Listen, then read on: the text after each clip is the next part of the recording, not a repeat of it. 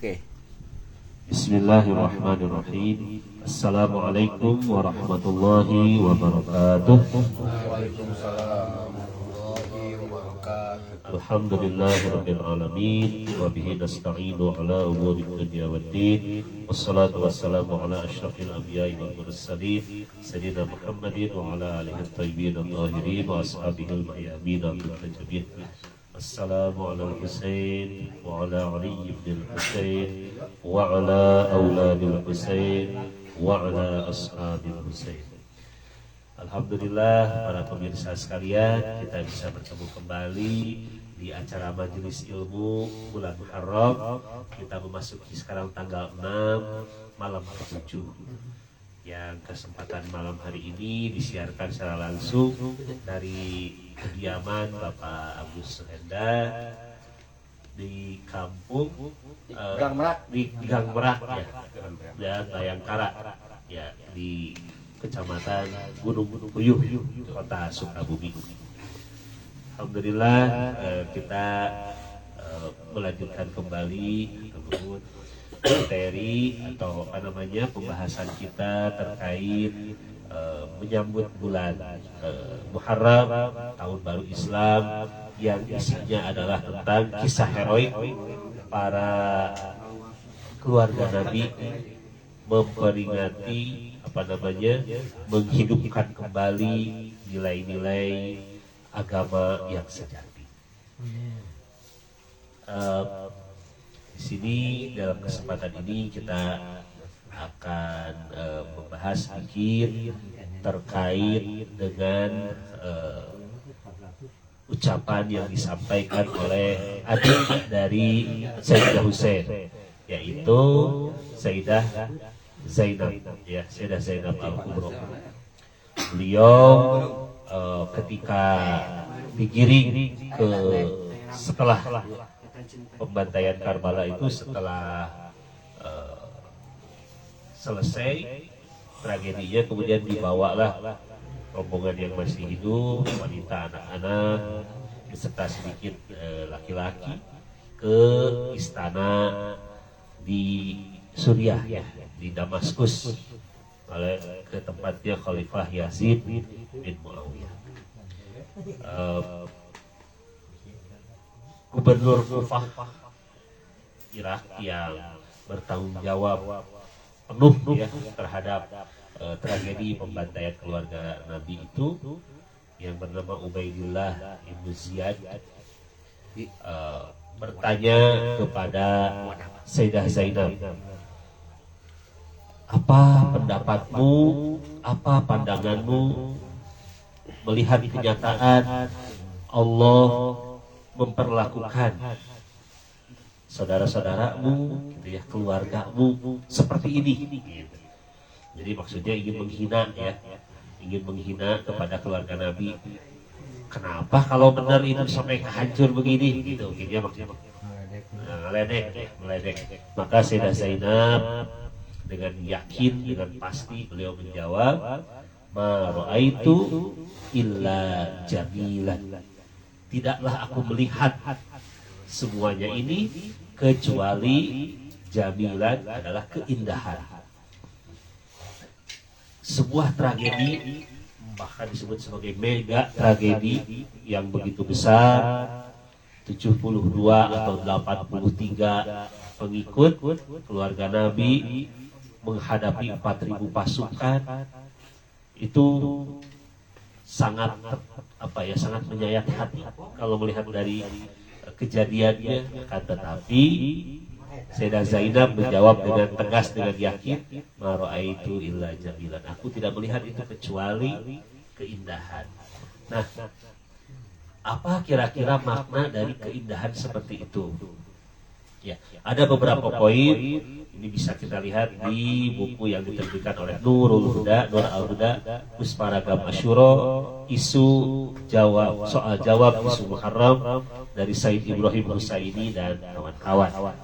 Di sini disebutkan ada 6 poin, tapi kita bahas mungkin hanya 2 poin saja ya. Kenapa disebutkan keindahan? Nah itu ya. Pertama, karena perjuangan di Asyura itu adalah simbol kesempurnaan insani. Simbol kesempurnaan insani. Kapan seorang manusia disebut sempurna? Nah, ini pembahasannya bisa masuk kepada pembahasan tasawuf, yaitu ketika dia sudah bersatu dengan Sang Pencipta. Maksudnya bersatu itu gimana itu dalam bahasa tasawuf itu namanya fana. Saya sekarang sini dengar ya, dunia yang fana. Fana itu maksudnya apa? Hilang. Jadi seseorang itu sudah hilang, bersatu dengan Tuhannya. Nah itu ya, itu simbol kesempurnaan insani. Maka Sayyidina Husain beserta keluarganya, para sahabat yang setia, itu adalah orang-orang yang sempurna insaniyahnya. Karena mereka sudah bersatu dengan Allah Subhanahu wa Ta'ala, bersatu dengan kebenaran. Tuh. Kemudian poin berikutnya ini ya, yaitu adalah keindahan ridho akan qada gitu. Jadi takdir dari Allah dijalani dengan penuh kerelaan, dengan penuh keridhaan oleh Sayyidina Husain dan keluarganya beserta para sahabat. Ini bukan poin yang sembarangan gitu ya, karena menerima takdir dari Allah itu perlu kualitas yang sangat paripurna gitu. Perlu kualitas yang sangat paripurna. Sehingga disebutkan keridhaan Allah adalah keridhaan Ahlul Bait gitu. Tujuan utama dari orang-orang yang berjuang bersama Imam Husain itu adalah ingin mendapatkan keridhaan dari Allah. Namanya takdir kita diajarkan oleh guru kita, orang tua kita sejak kecil bahwa itu merupakan rukun iman. Ya, iman kepada qada dan qadar yang baiknya atau yang buruknya gitu. Dalam pandangan kita itu semuanya dari Allah, biar kita siap menghadapi apapun skenario yang Allah berikan kepada kita. Di dalam kitab Mizanul Hikmah yang kedua, di sini ada bab khusus terkait dengan keridhaan ya, dengan qada itu. Itu ada di bab 164. Ar-ridho bil qada, ridho pada ketetapan Allah.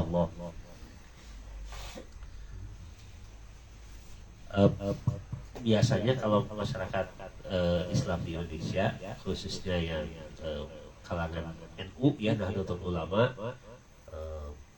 ada di masjid-masjid tertentu yang setelah sholat subuh itu membaca ayat 7 ya, kalau tidak salah itu ya, yang diawali dengan a'udzubillahi minasyaitonirrajim, qul la yusibana illa ma kataballahu lana huwa maulana wa 'alallahi falyatawakkalul mu'minun. Katakanlah, sekali-kali tidak akan menimpa kami kecuali apa yang telah Allah gariskan kepada kami. Dia adalah penolong kami dan hanya kepadalah kita semua bertawakal.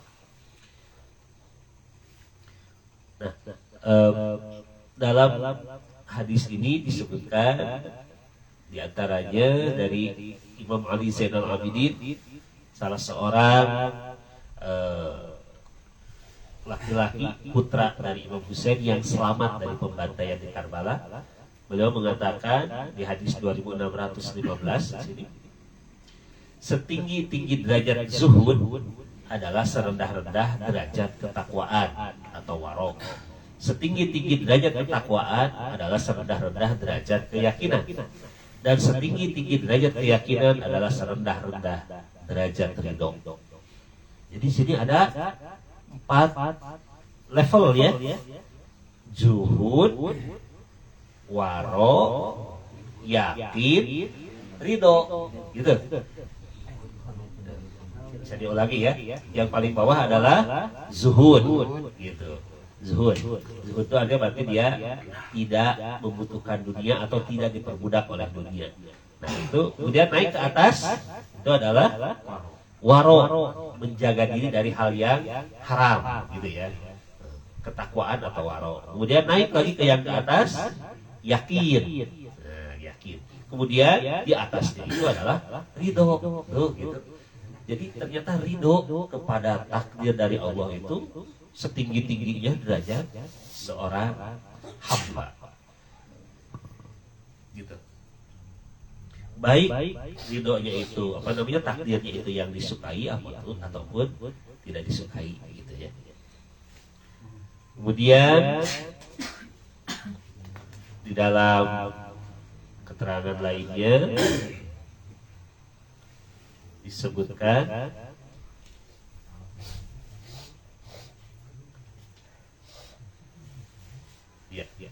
dari Rasulullah Shallallahu Alaihi Wasallam, "Idza ahabballahu 'abdan ibtalahu." Jika Allah mencintai seorang hamba, apa cirinya Allah sayang kepada hamba? Dia akan mengujinya. Gitu, ibtalah. Jadi akan diberikan ujian, bala, gitu ya. Fa in sabaro ijtabahu wa in radiya istabahu. Jika hamba itu bersabar, maka Allah akan memilihnya. Jika hamba itu ridho, dia akan mengutamakannya. Tuh, gitu. Jadi sabar dan ridho itu adalah batik ciri dari Allah menyayangi kita. Gitu. Kemudian ada juga dari hadis Imam Hasan kakaknya Imam Husain. Ana ad-dominu liman la yahjisu fi qalbihi illa ar-ridha ayyadu wallah fayustajaba lahu. Aku menjamin, kata beliau itu ya. Aku menjamin kepada siapa saja yang tidak terlintas dalam hatinya kecuali ridho kepada ketentuan Allah, maka jika dia berdoa akan dikabulkan. Nah, jadi kita ketemu nih, ada tips gimana caranya doa kita dikabulkan oleh Allah, yaitu ridho kepada takdir dari Allah. Dari itu ya, dengan ridho kepada takdir dari Allah, maka doa kita akan dikabulkan.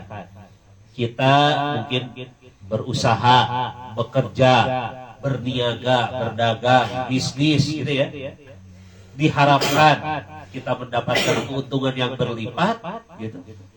Ternyata tidak, gitu. Gara-gara misalkan pas berangkat konsumennya kehujanan, tecios, nggak jadi, kumaha? Dapat hujan itanya, kita menyalahkan hujan. Tapi kalau kita kembali kepada takdir dari Allah, oh pasti ada hikmahnya ini. Ya nggak apa-apa, saya ridho aja. Ya, mengajar mau jualan nggak jadi karena hujan gede, rodar gelap. Ridho terhadap takdir itu, kemudian pada saat itu berdoa dikabul. Itu kita harus punya keyakinan seperti itu. Ya. Baik. Kemudian di hadis yang terakhir dari Imam Ja'far As-Shadiq, ar-ruhu war-rahatu waya ar-ridha wal yaqin wal hamu wal huznu fi syaqi was sakhat. Oh ya, fi ridha wal yaqin. Ketentraman dan ketenangan itu terdapat dalam ridho dan keyakinan. Sedangkan kesusahan dan kesedihan itu terdapat dalam keraguan-raguan dan kebencian. Jadi hidup kita ada dua kondisi. Satu, ketentraman dan ketenangan. Itu syaratnya kita harus ridho dan yakin. Sedangkan kalau kita dalam keadaan susah dan sedih, nah itu pemicunya adalah karena kita ragu-ragu dan benci. Gitu ya. Amek berarti. Nah itulah mungkin poin yang menyebabkan Sayyidah Zainab beserta rombongan Karbala itu melihat tragedi ini sebagai sebuah keindahan. Karena apa? Ada keridhoan terhadap takdir dari Allah. Gitu. Bagaimana kita bisa menilai suatu itu adalah menang atau kalah dalam pertempuran. Biasanya kita lihat yang mati itu yang kalah gitu kan. Tapi dengan adanya perjuangan di Karbala di tanggal 10 Muharram Asyura itu, kita melihat mengambil pelajaran bahwa yang menang itu adalah yang berada di jalan Allah. Mau dia membunuh, mau dia terbunuh gitu. Kalau sekarang lagi ada diskursus atau diskusi perang 12 hari antara Iran dengan Israel dibantu oleh Amerika dan negara-negara sekitar Palestina, negara-negara Arab, Yordan gitu ya, dan kawan-kawan gitu. Mungkin kita tidak berlebihan kalau menyebut sekali lagi itu adalah negara-negara Arab pengkhianat gitu. Nah, karena apa? Rudal dari Iran dicegat gitu ya. Nah, itu contohnya. Gimana itu? Siapa yang menang? Nah, yang menang adalah satu, dia dizolimi. Siapa yang diserang pertama kali? Iran. Nah, gitu. Berarti Iran menang. Yang kedua, baru 10 hari Israel minta tolong kepada bapaknya Amerika. Berarti terdesak tuh. Nah, Iran. Yang ketiga, Iran mendapatkan simpati. Secara korban memang lebih banyak di Iran yang diumumkan secara resmi gitu kan. Tapi sekali lagi, kemenangan itu tidak diukur dari jumlah yang meninggal gitu. Tapi dari nilai-nilai di mana orang itu berada pada jalan Allah atau tidak. Sana kita bisa ambil kesimpulan mudah sekali, gitu ya. Kata pendiri Republik Islam Iran, Imam Khomeini, gitu, kurang lebih, suatu bangsa yang menjadikan kesyahidan sebagai sebuah kebanggaan, gitu, maka bangsa itu yang menang, gitu. Kira-kira siapa yang takut mati? Nah, berarti itu yang kalah, gitu. Makanya spirit kesyahidan dari para syuhada, dari Imam Hussein itu adalah memberikan gambaran tentang jalan yang benar, tentang perjuangan yang benar, tentang pihak siapa yang menang gitu.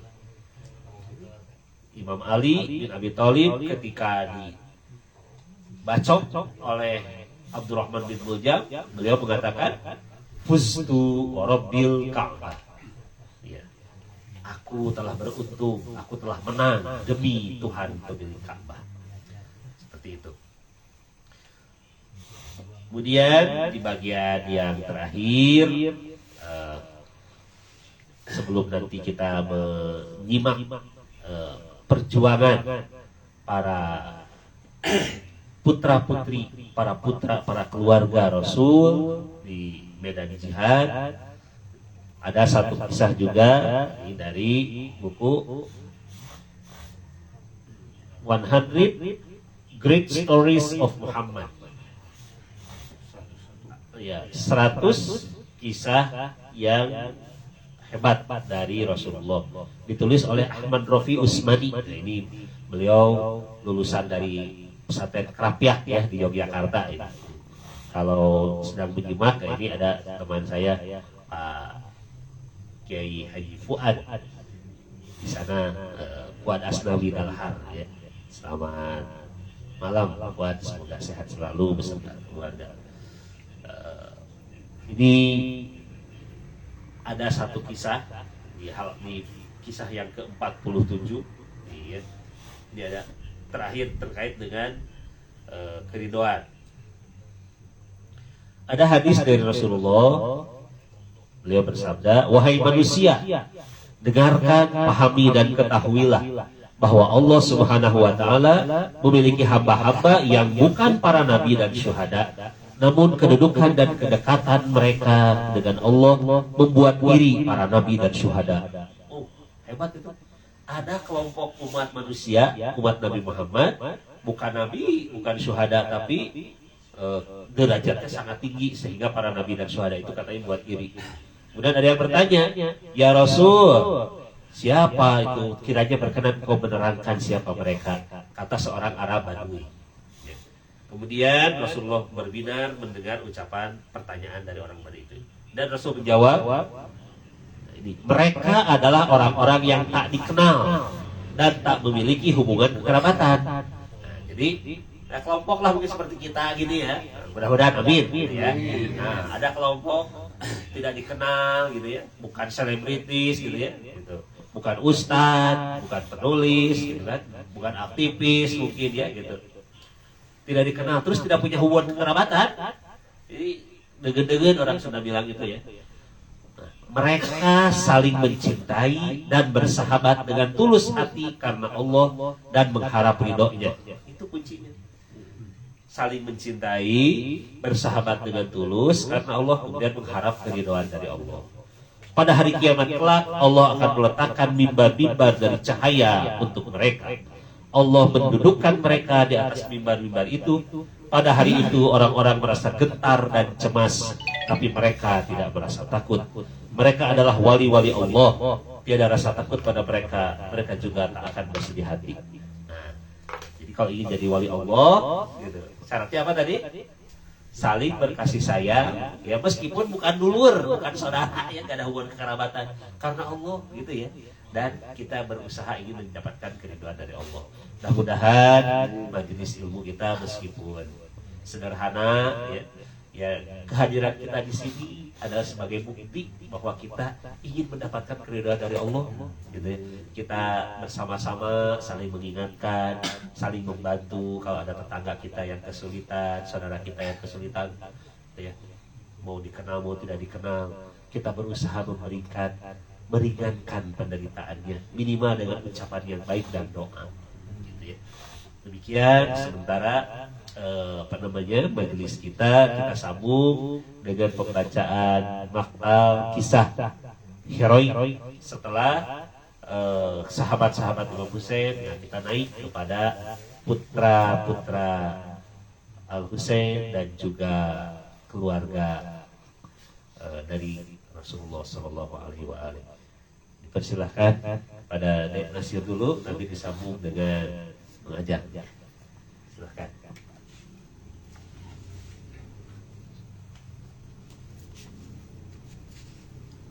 Assalamualaikum warahmatullahi wabarakatuh. Waalaikumsalam. Allahumma sholli ala sayyidina Muhammad wa ala sayyidina Muhammad. Allahumma sholli ala sayyidina Muhammad wa ala sayyidina Muhammad. Allahumma sholli ala sayyidina Muhammad wa ala sayyidina. Bismillahirrahmanirrahim. Remaja-remaja Ahlul Bait tampil. Mata Al-Husain tak bisa menahan haru menyaksikan Abdullah bin Muslim bin Aqil datang memohon izin untuk tampil. Ia teringat ayah Abdullah yang kabarnya telah dibunuh oleh tentara Ibnu Ziyad dalam misinya. Kemenakanku cukuplah mengorbanan ayahmu, ujarnya lirih seraya mengelus kepala pemuda tampan itu. Paman, bagaimana kami mampu menatap wajah Nabi dan Ahlul Bait kelak? Balas putra duta Al-Husain yang dibunuh oleh Ibnu Ziyad itu.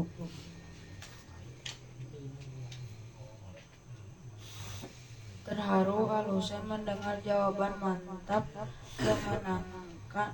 kemenakan ayahnya itu. Majulah kemenakanku, perintahnya parau. Dengan hati penuh kegembiraan, ia memacu kudanya meninggalkan debu-debu pengepul kudanya. Ia sempat bersair sebelum menghunuskan pedangnya. Hai Kamilah Bani Hashim, manusia-manusia ningrat, Kamilah yang melindungi putri-putri Nabi terhormat, Kamilah yang rela mati melawan manusia-manusia bejat demi kebahagiaan dan keberuntungan kelak di akhirat. Ia mengayunkan pedangnya ke kanan dan ke kiri sambil menghantamkan perisainya ke wajah musuh-musuhnya. Ia berjaya merobohkan 70 penunggang kuda sebelum anak panah terracun menembus lehernya dan sebilah tombak menohok punggungnya. Ia sempat mengerang kesakitan.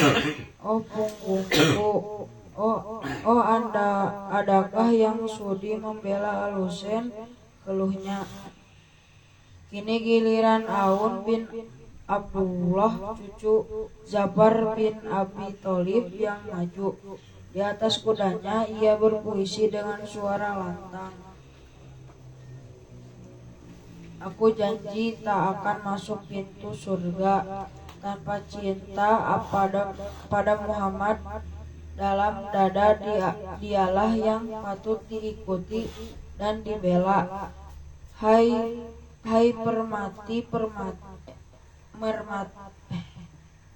merpati dan serigala masih ada seberkas cahaya ilahi di sana. Masih ada yang berdiri dan angkat suara.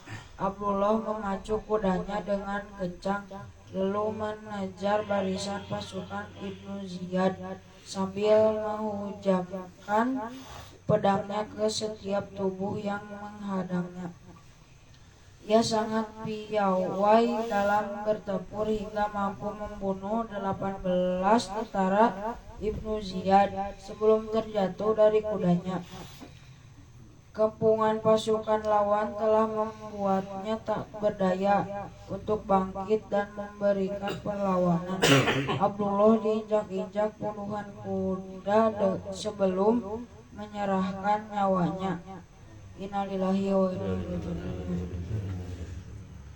Dari kejauhan tampak Al-Husain menundukkan kepala menahan luapan sedihnya. Kini jumlah pasukan nyaris habis. Jasad-jasad para penduduknya berserakan di atas tanah Karbala berselimut darah dan debu. Al-Husain mengangkat wajahnya dan menatap barisannya dengan mata nanar. Musa bin Aqil, saudara nisan Al-Husain, menyeruak dari barisannya lalu menghentikan gerak kudanya di hadapan barisan musuh dan berpuisi. Akan kukoyak dan kupukul kalian, ku juga para wanita dan perawan. Kuhadiahkan pedang dan pukulan, kumusnahkan bak seorang pahlawan. Harapanku adalah pahala Tuhan, harapan kalian adalah kemalangan. Ia tidak membuang-buang waktu dan segera menerobos barisan berkuda Ibnu Ziyad. Dengan gigih, cucu Ali alaihissalam itu melayani mereka hingga berhasil menuai puluhan kepala manusia sebelum terjepit oleh kepungan pasukan dan hujan panah. Innalillahi wa inna ilaihi raji'un. Ahmad bin Muhammad al-Hashimi memacu kudanya dengan kencang meninggalkan barisannya. Sebelum berhasil menyumbangkan 18 mayat tentara Ibnu Ziyad kepada Al-Husain dan gugur sebagai syahid, ia berpuisi. Hari ini aku buktikan cintaku dengan pedang dan kehidupanku. Membela agama adalah harapanku agar dapat meraih surga Tuhanku. Dada Al-Husain terasa sesak, matanya mengucurkan air hangat dan bibir bergetar ketika menoleh ke kanan dan ke kiri. Kini yang tersisa hanyalah kemenakan dan putra-putranya yang masih belia. Drama Karbala memasuki babak paling menegangkan. Sementara itu, pasukan Ibnu Ziyad di bawah komando Umar bin Sa'ad Iyas ganas. Mereka meneriakan yel-yel dan meneriakan pedang. Kemurtadan telah merasuki jiwa mereka. Kini mereka menjadi buta, bisu, tuli, dan mati rasa. Gema tawa dan ejekan pasukan Syim dan rekan-rekannya berbetur dengan pekik tangis wanita-wanita Ahlul Bait. Di tengah tubuh-tubuh para pengikutnya yang berserakan, Al-Husain memekikkan suaranya parau. Oh, adakah yang membela kami? Adakah yang mendambakan surga dengan mendukung kami? Masih adakah secuil hati nurani yang menyahuti suara kami? Assalamualaikum warahmatullahi wabarakatuh. Waalaikumsalam warahmatullahi wabarakatuh.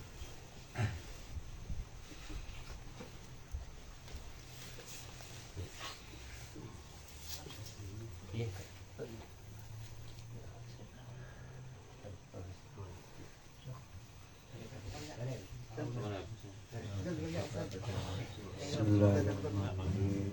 Assalamualaikum warahmatullahi wabarakatuh. Al-Husain mengadili ceritanya dengan puisi yang indah. Akulah putra Ali dari Bani Hashim yang suci. Cukuplah itu sebagai cerita kebanggaan abadi. Fatimah, bundaku dan kakekku adalah Nabi. Ja'far sang merpati bebas adalah paman kami. Kamilah lentera kebenaran di atas muka bumi. Kamilah pemberi minum telaga kausar nanti. Manusia-manusia terbaik adalah pecinta Ali, dan yang paling celaka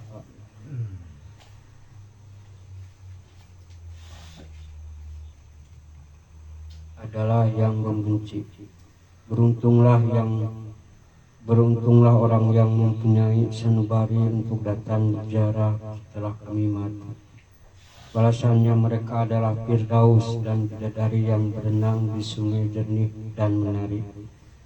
Para wanita Ahlul Bait meledakkan jerit perang arau ketika Al-Husain di tengah jasad-jasad para pengikut berteriak, "Oh, betapa asing, sungguh amat sedikit yang menolong kami. Masih adakah hati nurani yang menyahuti jeritan kami demi menjaga kehormatan Rasulullah?"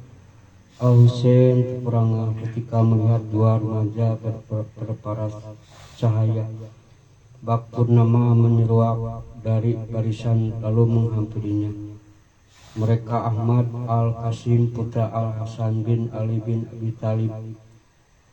Kami datang menyambut panggilan paman. Perintahlah kami untuk maju mengurangi jumlah mereka sebanyak mungkin. Ucap mereka bersemangat di atas panggung kuda masing-masing. Sejenak Al-Husain mengamati wajah suci kedua keponakannya itu dengan perasaan haru biru. Majulah, sumbangkan jiwa demi kehormatan datuk kalian Rasulullah. Balas Al-Husain. Sesaat kemudian sembari menyeka butir-butir hangat yang membasahi pipi dan jenggotnya. Al-Qasim, remaja berusia 14 tahun, melarikan kudanya dengan kencang laksana bayang-bayang, lalu menerjang barisan lawan dengan ayunan pedangnya yang berkilau dan kaki kudanya yang menghentak-hentak. Ia berjaya melemparkan ke bumi tubuh pasukan Ibnu Ziyad. Sebelum terjatuh dalam terperangkap Pemuda lajang berparas sangat tampan itu menekuk cawan madu surgawi. Setelah sepucuk tombak melubangi wajah dan lehernya, innalillahi wa inna ilaihi raji'un. Al-Husain menyerbu pasukan Ibnu Ziyad yang mengepung jasad Al-Qasim dan membubarkan mereka. Jasad Al-Qasim dikeluarkannya dari lubang perangkap. Ia menangkapnya dengan perasaan pilu. Bibir Al-Husain bergetar menahan gejolak emosinya. Ia mengguncang-guncangkan tubuh tak bernyawa itu sambil mengutuk Yazid dan para pendukungnya. Kemudian tampil abangnya yaitu Ahmad bin Hasan bin Ali yang menerjang barisan pasukan Umar bin Sa'ad dan mengayun-ayunkan pedangnya dengan lincah dan menewaskan 18 tentara berkuda. Ia tiba-tiba mundur dan kembali ke barisan Al-Husain. Paman, adakah sedikit air yang dapat membasahi rongga leher agar aku dapat bertahan lebih lama menghadapi musuh-musuh Allah dan Rasulnya? Tanya pemuda itu.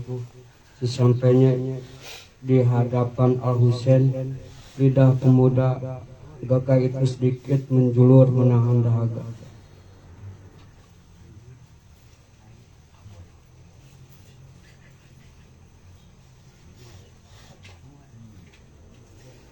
Anakku, bersabarlah sejenak. Tidak lama lagi kau akan bertemu dengan kakekmu Rasulullah yang akan memberimu minum, yang akan melenyapkan dahagamu selamanya. Jawab Al-Husain menghibur kemenakannya. Pemuda itu meleset meninggalkan pamannya sambil mengacung-acungkan pedang. Dia berpuisi, aku bersabar sejenak meski dahaga, karena jiwaku dahaga akan surga. Kematian di mataku adalah indah, tak merasa takut dan tak gundah. Ahmad menerobos barisan lawan dengan pedang terhunus. Pasukan Umar menghadapi serangannya. 50 tentara Ibnu Ziyad telah menyerahkan nyawanya di ujung pedangnya. Ia segera mundur dan mengatur posisi. Sebelum melakukan serbuan ketiga, kemenakan Al-Husain yang membiarkan luka-luka di badannya mengucurkan darah itu bersair. Rasakan pukulan cucu Al-Mukhtar, kami adalah putra sang pendekar. Menghujam hati bak burung nasar, mengoyak penjilat dan mencakar. Akan kubuat kalian hina terkapar, merintih mempermandikan darah segar. Tiba-tiba ia menghentak barisan lawan. Dengan sebuah serangan mendadak hingga berhasil membunuh puluhan orang. Ia gugur sebagai syahid setelah hujan panah diarahkan ke tubuhnya. Kini yang tampil ada Ali Al-Akbar bin Husain, kakek tertua Ali Zainal Abidin. Usai memohon izin kepada ayahnya, ia melesat cepat lalu berhenti di hadapan pasukan Umar sambil bersair, Akulah Ali putra Husain cucu Ali. Kami adalah penghuni rumah Nabi. Kutikam kalian hingga jatuh mati. Tikaman pemuda pemberani Hashim. Ia mendebas setiap kepala yang hadir di depan dan sekitarnya hingga berhasil memetik 108 kepala tentara berkuda. Tiba-tiba dari arah belakang seorang manusia terkutuk menghujamkan sebongkah besi ke atas kepalanya. Kemudian itu terseok-seok lalu jatuh. Ia menggelepar sambil menjerit parau, "Oh ayahku, salam dari anakmu untukmu. Hanya inilah yang dapat kepersembahkan." Ali Akbar gugur sebagai syahid. Para wanita menyambut berita kematiannya dengan arangan dan tangisan bersambung. Al-Husain memohon agar mereka menahan emosi. Al-Husain menerobos barisan lawan dan mengusir mereka. Ia melompat dari kuda lalu mendekap tubuh pemuda yang tergolek itu penuh haru. Dengan lembut ia mengusap tanah dan darah.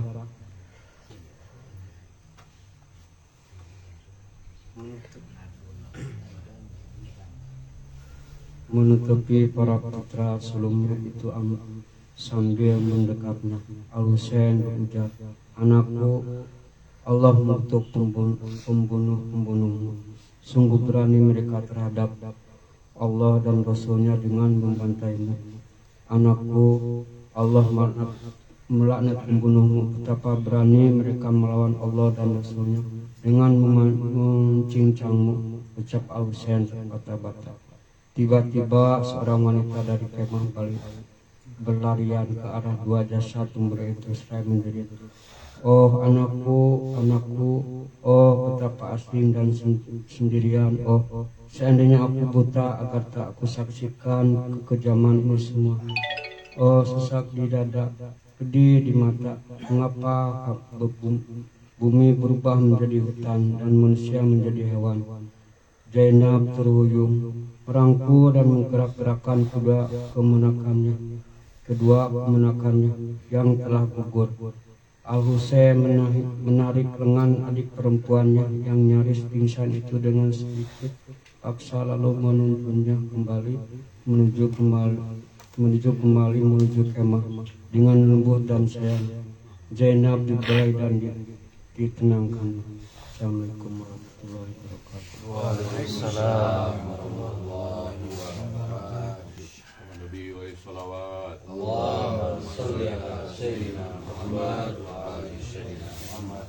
Allahumma sholli ala sayyidina Muhammad wa ali sayyidina Allahumma sholli ala sayyidina Muhammad.